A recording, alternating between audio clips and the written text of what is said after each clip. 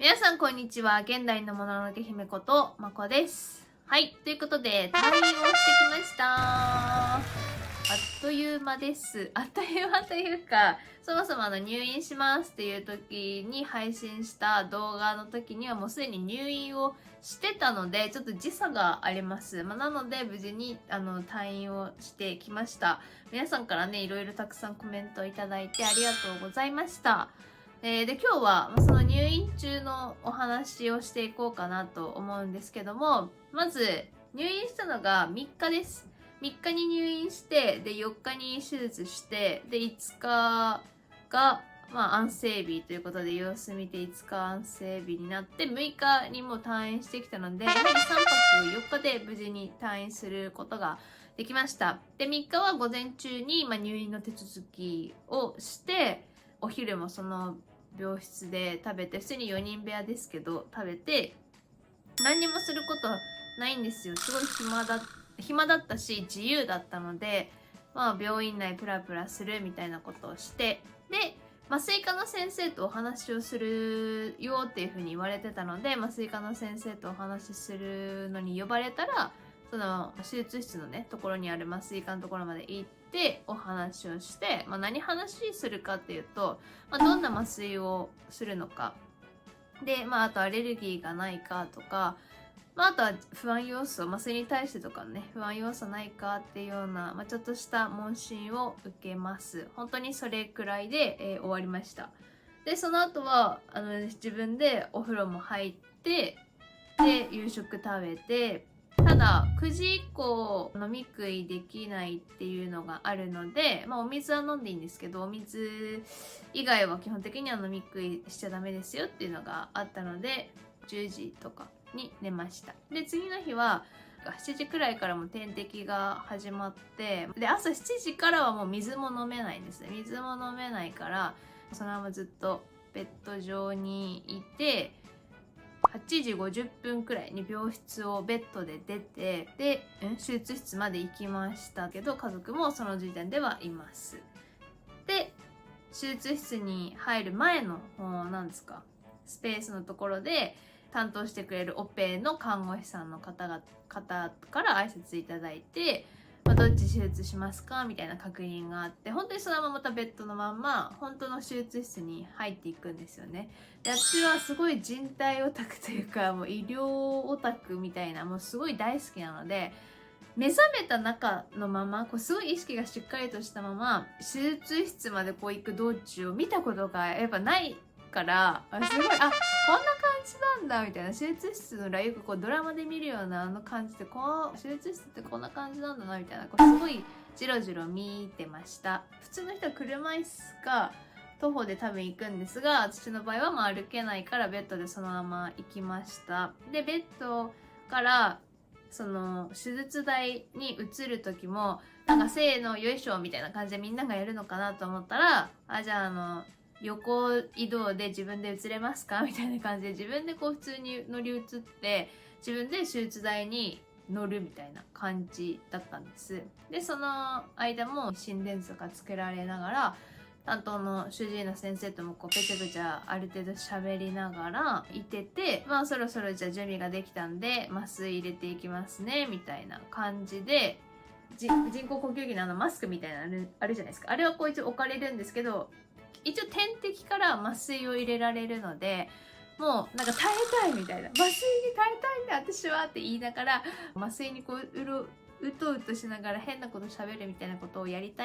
かったから、すごい麻酔に耐えたいです、耐えたいなんて思ってた3秒後にはもう寝てましたね。3秒後には寝てて、もう夢を見てて、すごい楽しい夢を見てたの。すごいジャニーズの夢とかを見てたんで、もうまこさんって声かけられた瞬間、バッてもう普通にバッて目開けて、先生が終わりましたよみたいな、めっ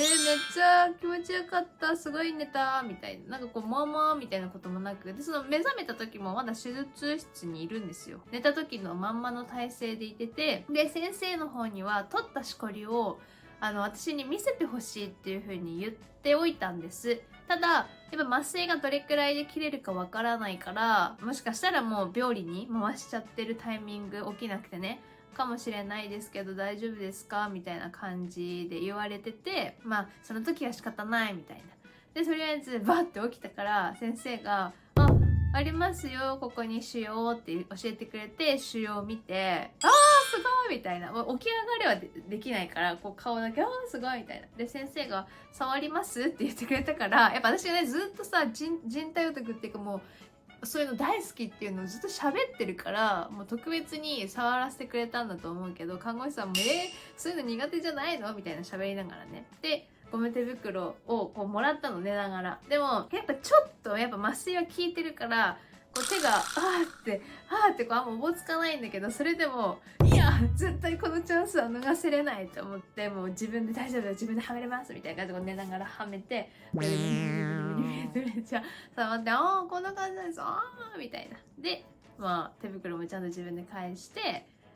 はいじゃあ部屋に戻りましょうかみたいなね感じだったんですよ。実際その手術室って時計があるじゃないですか。あるじゃないですかって言ったらあれだけど、私もそのドラマをすごい見るからだけど、だから何時間で手術終わるとかなんかそういうデジタル時計を見たら1時間も経ってなかったんだよね。56分とかだったんで、もうそんなすぐ終わったんだっていう風に思って、で普通にだから病室に昼前にはもう帰ってきてて、一人部屋になるので、その日も飲み食いは基本的にはできない。やっぱり麻酔がずっと効いてるっていうのもあるから、基本的にはもう点滴して、じゃあその前にあれだ、人工呼吸器をしてるから、バッと起きた瞬間ね、渋谷さんって言われた瞬間、こう起きて人工呼吸器を外されるんですよ。起きて外される。だから私がこう喉からズボーって送還されてる管を抜かれた時が一番気持ち悪い、なんか痛いって思ったけど、まあ、その後にマスクだけはして、部屋でいました。4時間くらいマスクして、まあ点滴もして、でもね私はもう本当にずっと意識がしっかりしてたの。なんかもう一発で起きてるし、なんかもっとこうもーってする人もいるみたいだけど、私はもうすごいもう元気はつらつだったんで、また暇なんですよ。寝ておかなきゃいけないし、で寝てあんまりも寝れられないから、起きてると今度喉乾くし、水飲みたいなみたいな、なんかそんな感じで、一日を過ごしました。一日何も食べずして、まあ終わりました。お水はね、なんか後半4時間後、5時間後くらいからは、ちょっとずつこう、一気がダメだけど、ちょびちょび、一口二口ずつ飲むのは、その自分が気持ち悪くなければいいよっていうことだったんで、もう水は結構最後の方ってか午後からは結構もうゴビゴビ飲んでましたね。次の日の朝に関してはもう朝ごはん出るよっていう風な感じで、おかゆとかでもなく普通ご飯を食べました。でその日がもう金曜日なので点滴も外そうっていうので、お昼にはね全部点滴も取って、ただその日はお風呂入れないので洗面台のところで昼前に自分でこう髪の毛だけ洗って、で一人部屋も終わって、また4人部屋の方に戻って、ずっと半日くらいずっと自由なんですよ。フリータイムだからまたそこでも一日暇だなみたいな感じで、過ごして映画見たりしたりして過ごして、土曜日は午前中10時くらいには退院したみたいな、そんな入院日程でございました。やっぱりこのご時世携帯があって、Wi-Fi があって、見るものに困らなくて、ホカンスってホテルバカンスっていうなんか造語があるけど、ホスピタルバカンスならぬホカンスができたかなと思いました。写真は撮れないので、ある程度イラストのイメージでこういう風に皆さんにお届けしましたが、今回はその一日の流れということで紹介しましたけども、やっぱり入院期間中ですね、持ってってよかったなって思ったものに関しては、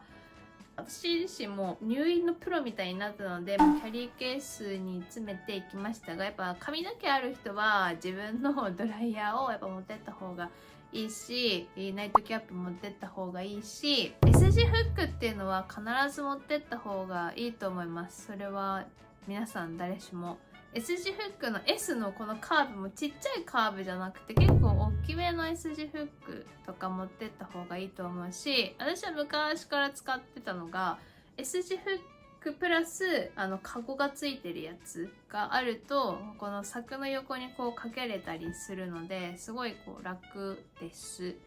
あとは美容とかそういうのはちゃんとしてる人に関しては本当にいつも通りの旅行に行くようなスタイルで持ち物持っていけばいいかなと思いますし、私今回アメニティセットっていうのを病院の方でも注文してたので、寝巻きとかっていうのももう別にわざわざ自分のものも持っていかないし、タオルっていうのも基本的にはあっちで、準備してもらえるやつもそうだったし、歯ブラシとかそういうのも全部ウェットティッシュとかティッシュっていうのも全部病院がこっちがお金払って病院で補充してもらえるっていうようなそういったものを使ったんで、基本的にこう自分が必要なものを持っていきました。で最近なんかテレビみんな見ないでさ、やっぱりネットフリックスとか見ると思うんだけど、私はやっぱり一応テレビも申し込みしたんですよ。で一番嫌だったなって思ったのが、テレビの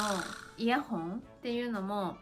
そのアメニティセットで病院からもらえる買うっていうことができるんだけど、めっちゃ痛いの、耳の形のやつが。だから自分で持ってって長めの3メートルくらいとか2メートルくらいのイヤホンは自分でその有線のやつはテレビ見たい人は持ってった方がいいと思います。であと私は必ず延長コードでタップがいっぱいついてるパターンの延長コードと、これ旅行の時も言ってるけど、長い携帯の充電ケーブルっていうのはやっぱり旅行に関しても病院に関してもあった方がいいなというふうに思いました。そんな感じですかね。次回はじゃあその取った腫瘍がどんなんだったかっていうのと、あとは今の胸の傷の状態とかも含めて、体の状態とかも含めてお伝えできればなというふうに思います。引き続き2本目このまま撮るので、次回もこの見た目でいきたいと思います。はい、ということでこの動画が良かったなと思っていただけたのであれば、ぜひいいねボタンと、あとはチャンネル登録をよろしくお願いします。では本日も最後までご視聴ありがとうございました。